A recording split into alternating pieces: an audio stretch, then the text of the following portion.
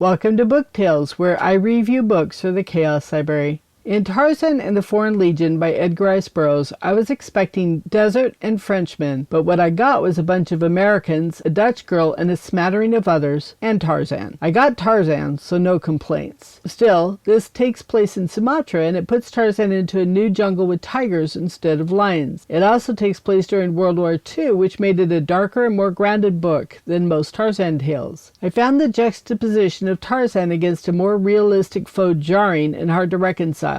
I much prefer Tarzan in Africa, even if the stories get a little repetitive. This time around, Tarzan starts the book in the guise of his alter ego, Lieutenant John Clayton, Lord Greystoke. He is in a plane that is shot down over Sumatra, and he and the surviving airmen get involved with a Dutch girl who has been orphaned by the Japanese invaders. She's brave, tough, and resourceful, and manages to win over this bunch of misogynists. The treatment of women in this book is actually quite good, but the attitude towards the Japanese is appalling.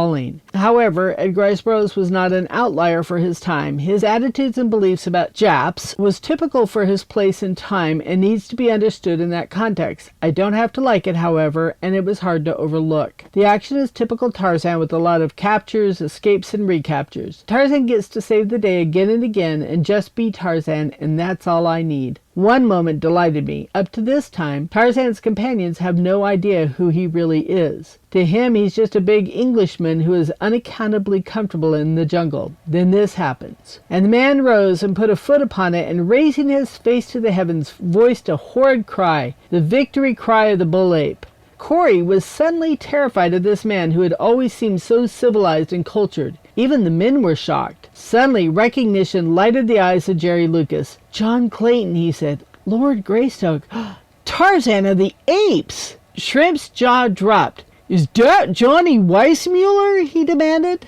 What other author has so unironically referenced the real-life movies made about his fictional universe? It's almost Inception-like in its self-reference. It would be like Jack Reacher making a comment about Tom Cruise being too short to be authentic, or James Bond mentioning Sean Connery's Scottish accent.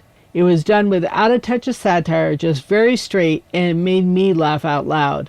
Speaking of laughing, there's a lot of humor in this one. The men in the party wrangle back and forth, and it makes for some light moments in a book that could have been very dark. The romances are also well done, and for a very big change, there is even a multiracial relationship. 3.5 Better-Than-Most-Later-Tarzan-Books stars. You've reached the tail end. Look forward to another book tale soon, and don't forget to visit the Chaos Library.